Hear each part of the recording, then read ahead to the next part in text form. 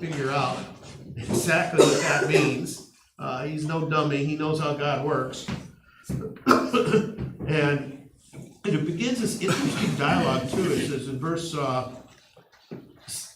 18, it says, Abraham will surely become a great and powerful nation, and all the nations on earth will be blessed through him. That's a promise that's made several times, so we've already read that. So, okay, so that's true. Verse 19, for I have chosen him so that he will direct his children and his household after him to keep the way of the Lord by doing what is right and just, so that the Lord will bring about for Abraham what he has promised him. So we can see here, this is interesting in that he gives you the reason why God chose Abraham to be this prominent person in history, to begin to build nations and kingdoms, and a kingdom through him, which turns out to be a spiritual kingdom.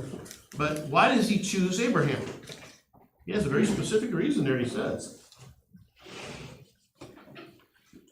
What was it about Abraham that God liked? His righteousness. His righteousness? Justice. Yes, but there's another aspect of that too.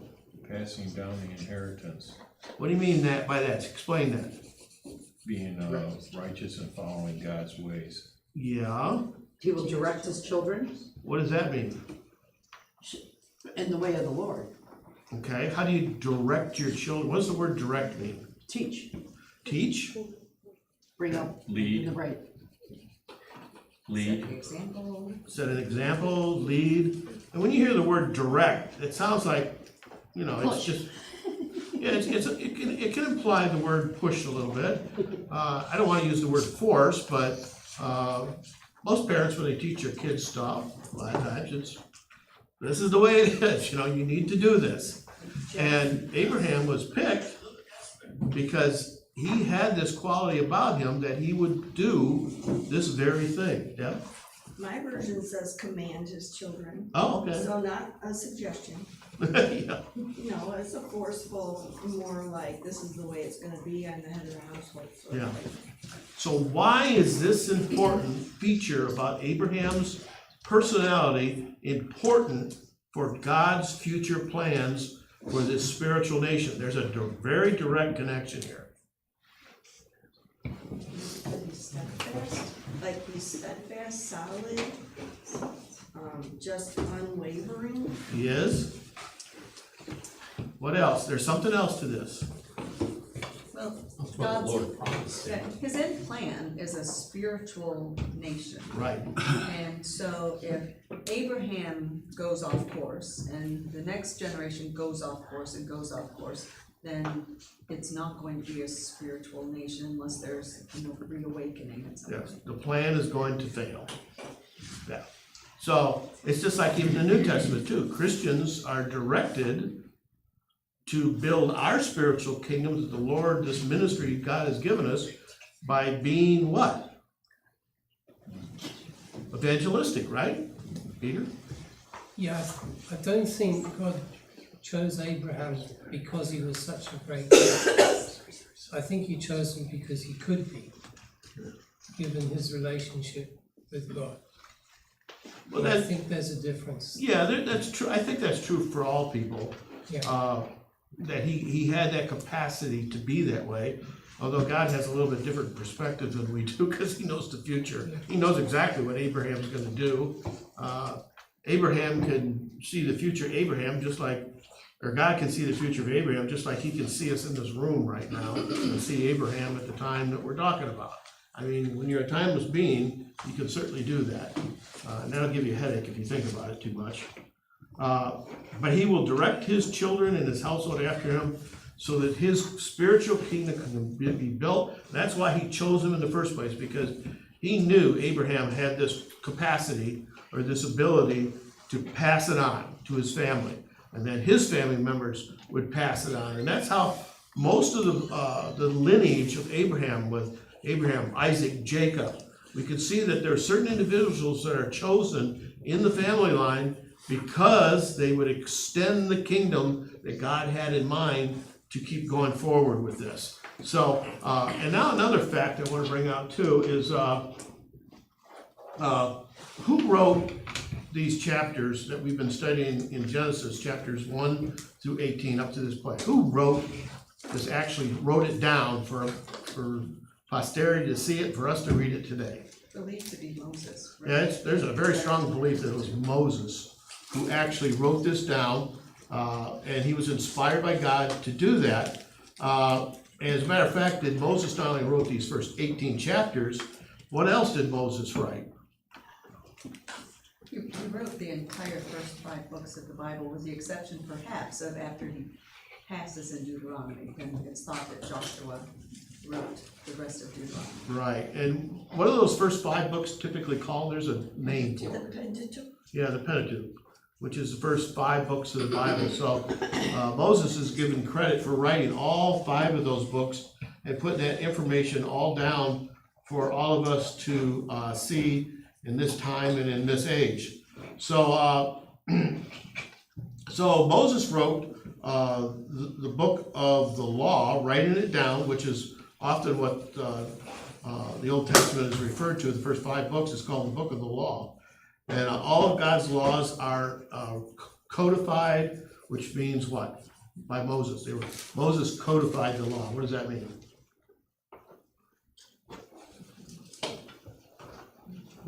Made it official?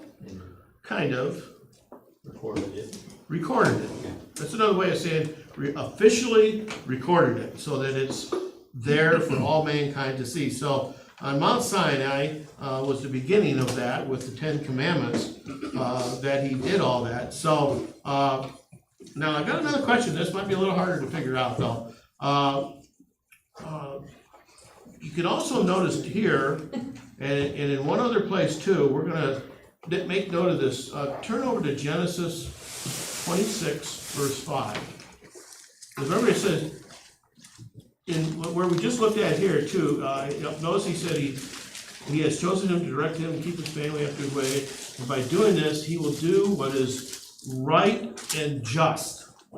So Abraham's going to do what is just and right according to how God has directed him. So in chapter 26, we're going to read something very similar to that with a little bit more interesting detail.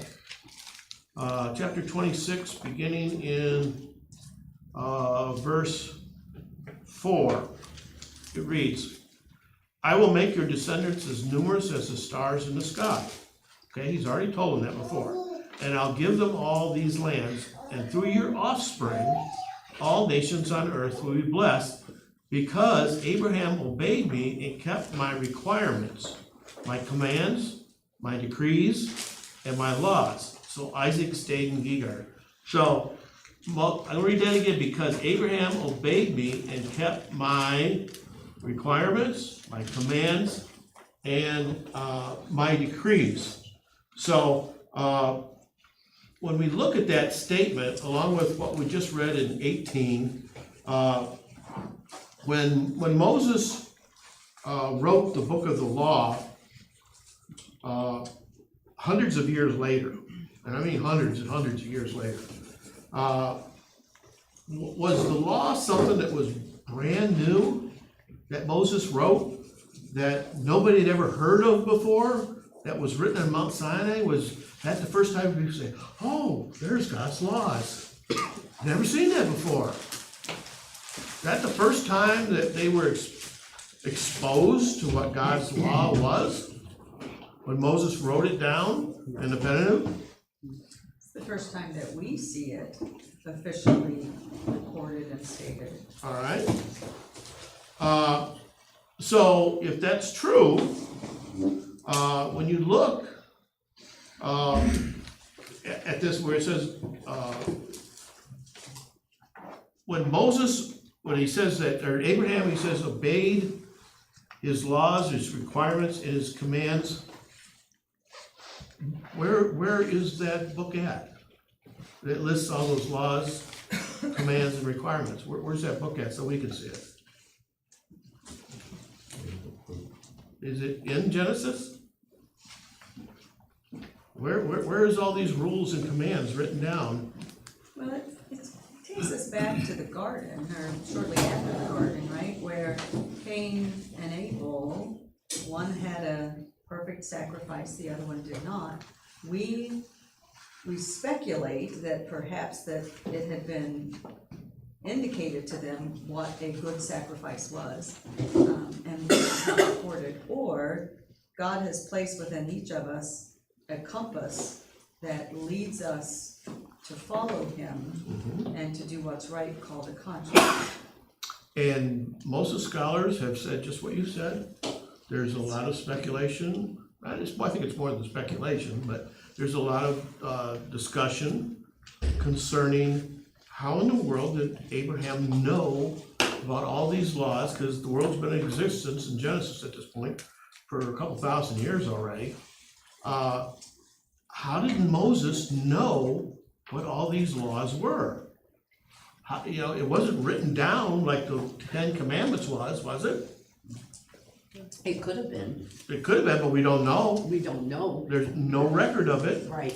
It may not have been as extensive either, right? I mean, if you read the Levitical law, I mean, it's very, very detailed and specific. It So when he says, obeyed all of my commands and laws and decrees, maybe at that time, it was a mere subset of what was later given to Moses.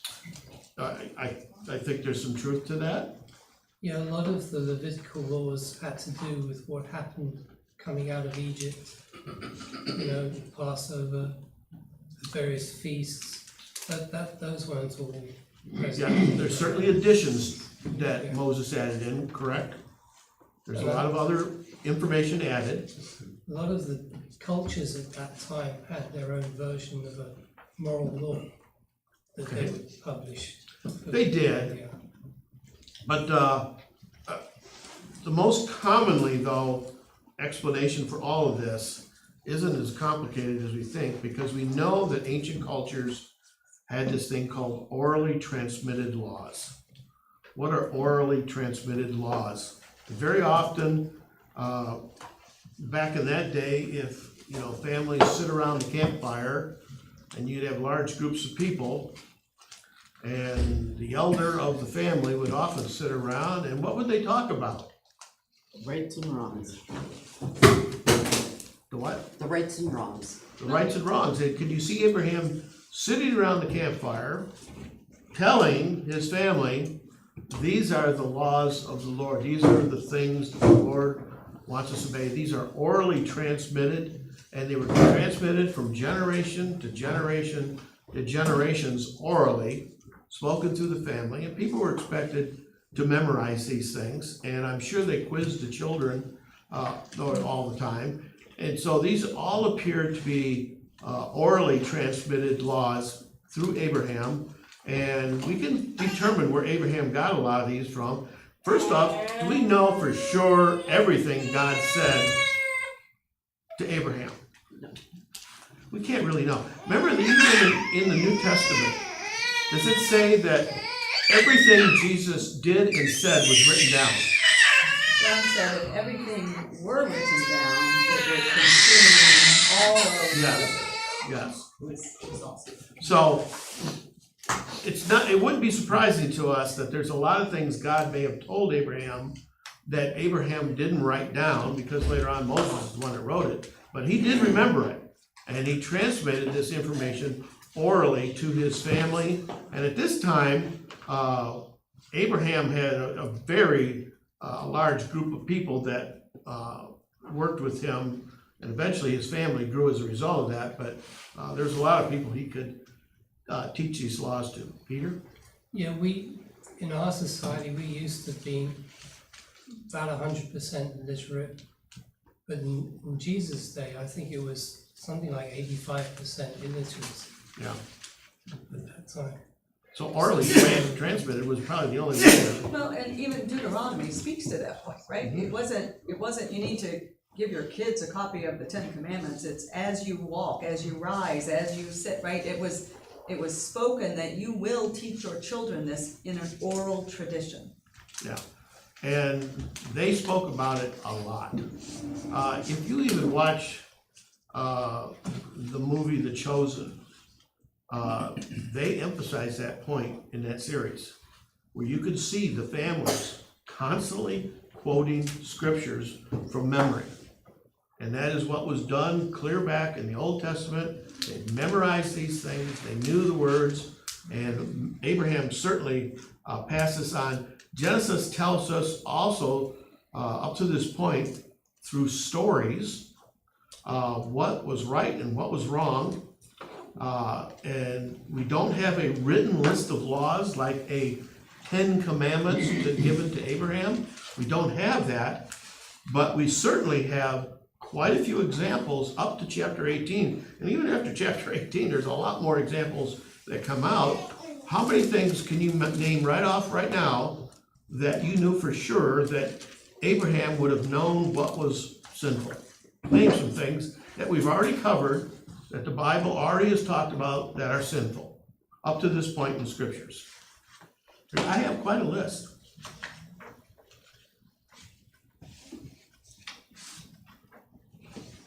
You shouldn't kill anybody. Okay, you shouldn't kill anybody. Where'd they learn that from? From Moses. Well, From God. yeah, give me the story though. Cain and Abel. Yeah. Cain and Abel, there you go. Where else? What other stories? Not to take another man's wife. Not to take another, yeah. That was a big deal even then. Even the wicked kings knew that was wrong. Even they knew that was wrong. What else do we know from the stories of things that were wrong? Not to worship other gods, Not graven images. graven images, not to worship other gods, Not to lie. Not to lie. not to lie. Okay. What else? There's quite a few. They, if you broke one commandment, you broke them all. Well, that's in the New Testament though. Well, they don't change. Well, true. Not to go against what our God has commanded. Okay, That was after Eve. okay, good. What was the new commandment that was given just in the chapter before this? Circumcision. Circumcision? What else? What about altars and sacrificial offers? Is that mentioned? Yeah. Isaac was on an altar. Well, that's later, but has Abraham and Noah, did they do sacrificial altars? They certainly did. Did they know the difference between clean and unclean animals even then? Yes. Yes. They already knew that before it was ever written down by Moses. They knew that that was a distinction too. And the covenant. You had to split the animals and walk between them. Yep, They knew that. yep. What about tithing? Melchizedek. Abraham paid a tithe to Melchizedek. What about marrying unbelievers? Oh, this is a trickier one. Remember back when the world was going wicked and God was upset with the world, he was about ready to send the flood? The sons of God married the daughters of men. That was marrying outside the Lord right there. You can also have eating the forbidden fruit. There are certain things there. What about homosexuality? That's coming up very shortly, isn't it? Yeah, that's coming up very shortly here in this chapter. So there's a lot of things up to this point in the first 18 chapters that are stories that tell about things that are good and things that are bad that God has declared. So, so far up to this point, there's a lot already said that orally through traditions, Abraham could teach his family as time comes along. And it should be a strong point to observe that Abraham faithfully taught his family God's laws, and he expected them to follow through with it, just like all parents. And is this just as important today for parents to do the same thing that Abraham did in the world 4,000 years ago? Should be. Orally transmitting the traditions of Christianity. That should be the parents' main job. We shouldn't rely upon the government or schools or anyone else to teach our children. It is our responsibility to teach our children. And why not? Who's better able to do it? Do you really want to depend on other people to teach your kids? Because after all, you're the ones that really love them. And we don't want people teaching our kids stuff that we know that is wrong. So these are some important points to take in mind as far as the book of Genesis is concerned as things go along here. So, okay, let's go on here. Any questions on that part? All right. We're in verse, where's that? Okay, verse 20. Oh, actually, 20 talks about Sodom and Gomorrah, I already read that. Verse 22, the men turned away and went towards Sodom, but Abraham remained standing before the Lord. Then Abraham approached him and said, will you sweep away the righteous with the wicked? So, Abraham's standing there, the Lord's still standing there, but the two angels leave and head towards Sodom. And Abraham asked the Lord, hey, interesting question. What's the question? Gonna kill everybody, the righteous along with the wicked? Are you gonna kill everybody? I think that's pretty brave for Abraham to ask that of God. I think you're right. Was he taking a risk by asking questions like he does in this next section? Yes. He does. He questions it. Huh? He questions it, not just a question, but then he questions Yeah, them, like he pushes. Yeah. Advocates for them. yeah. And we need to take a significant break here to make sure we understand this. We know God reads minds. He knows our motives for asking questions like this. Remember, we just got done reading last week about what was going on in Sarah's mind. Sarah laughed in her mind, and God knew it. She tried to deny it, but he still knew what she did. And we looked at Zechariah in the New Testament, where he didn't believe the Lord. And anytime somebody doesn't believe the Lord in a faithless manner, and really kind of questions God in the sense that, I don't believe it, how does God usually react to people that do that? Even people he loves. Does he call them on the carpet for it usually? Yeah, he does. He says something. So, through this whole dialogue, I think it should be interesting to note, before we get all the way through it, does God get annoyed with Abraham in these questions? So, that should be telling you what has God determined about Abraham's heart. What can you surmise? Knowing how God thinks, because we have all the Bible to know that, we could make a determination, I think, here a little bit. Dan? Can I play the devil's advocate for a second? Possibly. Jeff, if you're gonna kick half the people out of this class, I don't have to take care of them or help them or teach them or train them. So I want you to tell me, are you gonna kick all these people out? And that's basically the same thing they were doing back then. Are you gonna kill all these people? Do I need to waste my time training them in your ways, if you're just gonna wipe them all out anyway? I don't think that. I'm not sure that that's Abraham's motivation at this point, because first off, Abraham didn't live anywhere near him. Yeah. He lived clear up in more northern Israel at this time. I was just thinking, I thought exactly the opposite, that he was worried about the righteous. In the Which lot city. might have been numbered. And there may be some righteous that should not be killed because they were not. And who might you think would be the first one you'd think about? Why would he be concerned about Lot? Because he was righteous. Yeah, Lot was not an unbeliever, Right. and he's his nephew. Yeah. So, I'm sure the first thing, I mean, if God's going down to destroy a city that you know your nephew's in, and you know he's not a bad guy, completely. What's the first thing that's gonna run through your mind? I go grab Be lot. advocating. Get It's him like out a of house town. fire. If someone you love is in that house fire, you're gonna be clawing at the doors trying to get them out. Yeah, And so he's coming from a pure heart, a good place, he's advocating for his loved one, and he's kind of assuming that there's more than just Lot, even if he doesn't know who they are, because, the questions come, even if there's just 50, the questions come.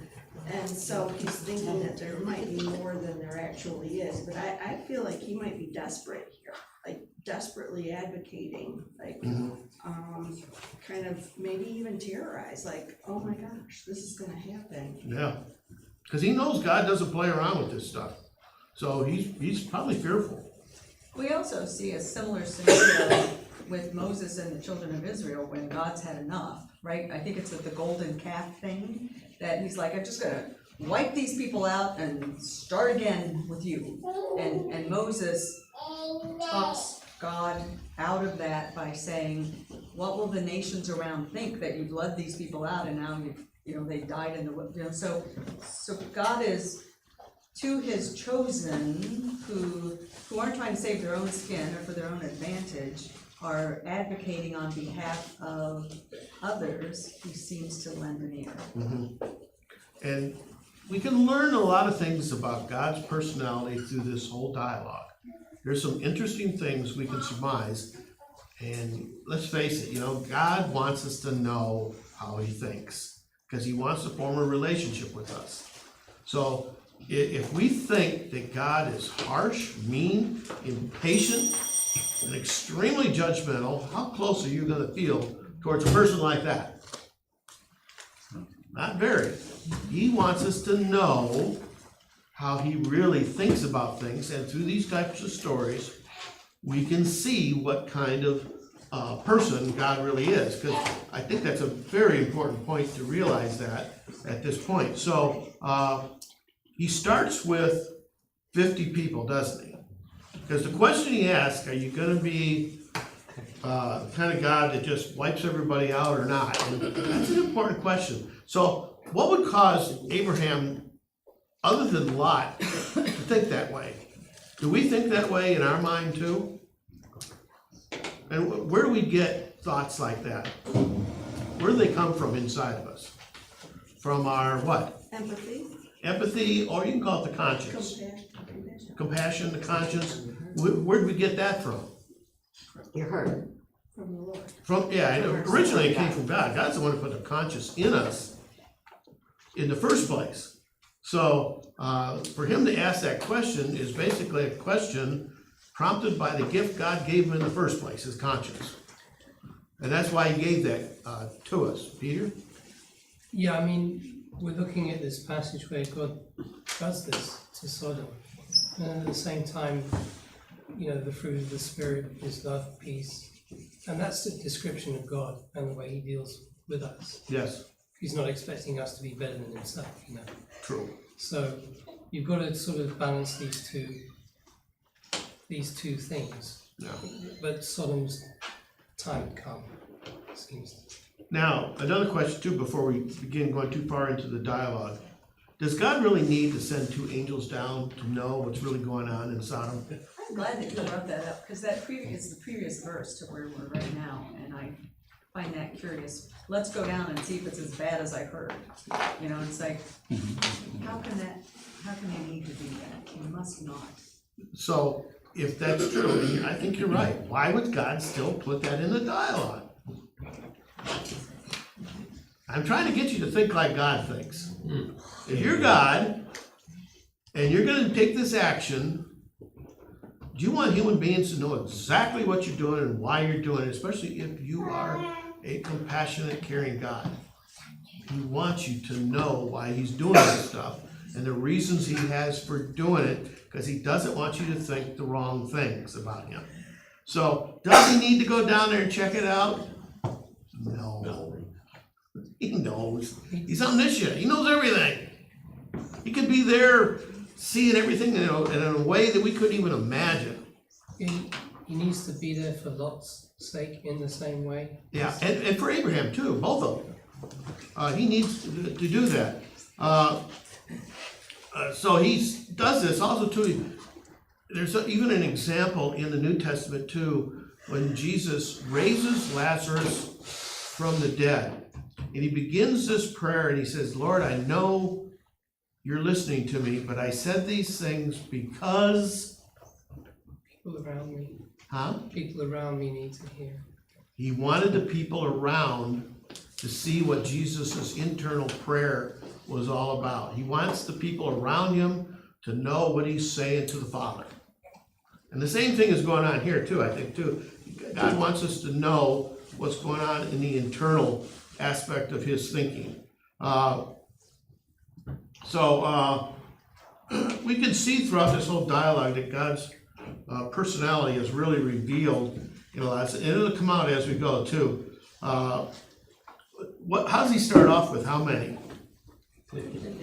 Yeah, he starts off with 50. If there's 50 righteous people, will you sweep them all away? Will you save the whole city for the sake of 50 people? And God's reply is, yeah. And far be it. And he answers a question according to Abraham's question. Far be it from the judge of all the earth to do right. So he's answering kind of, it's almost humorous in a little bit of a way. Of course, the judge of the whole earth is going to do the right thing. So he's kind of answering him according to the way he asked the question in the first place. And he says, if I find 50, I'll spare the whole place for their sake. Abraham speaks up again in verse 27. Now that I've been so bold as to speak to the Lord, though I am nothing but dust and ashes. Why does he throw that in there? He's not worthy to talk to the Lord like that. Yeah, you think he might be a little scared even? I think he's probably, all right, I'm starting to push God now. Well, and Jeff, there's a beautiful psalm, Psalm 104, that has a line in it that says that God is compassionate to his children as a father is, and I'm paraphrasing broadly, for he knows we are but dust. Yeah.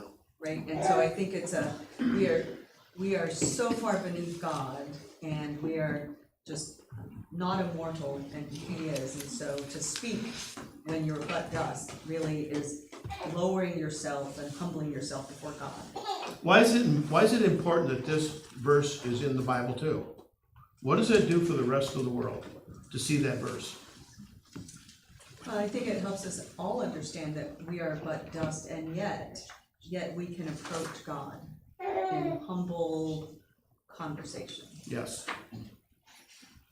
So, then he goes on to say, what if there's 5 less? What does the Lord say to that? All right, he'll spare it. All right, I'll go 5 less. And God, you can see God knows how to do math. He goes down to 45. Well, and you know that God also knows exactly how many righteous are there. Like, so this whole conversation on Abraham's part, God knows, Yeah. right? He So does. even at 50, he's like, okay, that's an easy one, okay. Yeah, there's not. So he's answered his questions knowing full well he's gonna run out of options by the end, but he still goes along with it. It sounds like some bargaining I do in the classroom. I'll start out with, yeah, I'll go outside of so-and-so, if this many pass the test. Well, what if only 7? Like, all right, only 7. And then another kid said, well, what if we get what about just 3? Like, yeah, well, just 3, because I know nobody's gonna pass it. Okay, if 1 doesn't, we'll go out. Never happened. Yeah.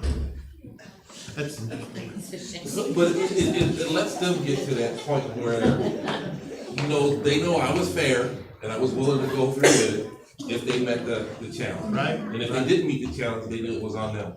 Yeah. Yeah. Yeah. Peter? We're actually being told how compassionate God is.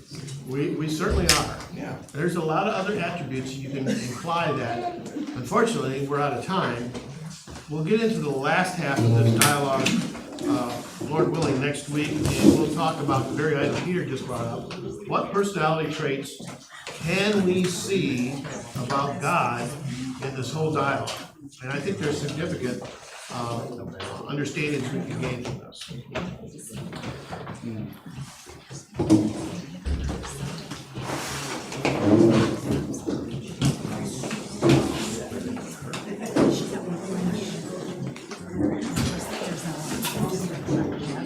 Well, I'd like to, Like the what? use of wood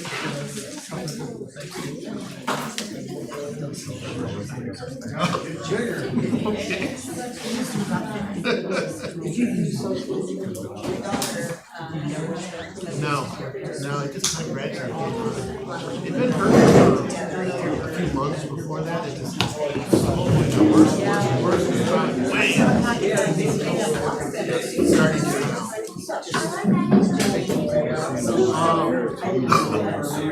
starting to the doctors speculated, they said time resting it, don't do anything strenuous, that helps. It'll heal a little bit on its own. It can be. I'm going to a chiropractor and physical therapist, and they say that usually, in most cases like this, it's a little bit of things, muscles, a little bit of both, things out of alignment. And sometimes the muscles can pull the bones out of alignment, and then they gotta push the bones back. The thing is, though, too, chiropractors say that you can push them back once, but if you only do it once, a lot of times the muscles, because they've been yanked out of position, pull that bone back. And that's why you gotta go to chiropractor several times, to get it to the point where that muscle. I think that's a physical therapy.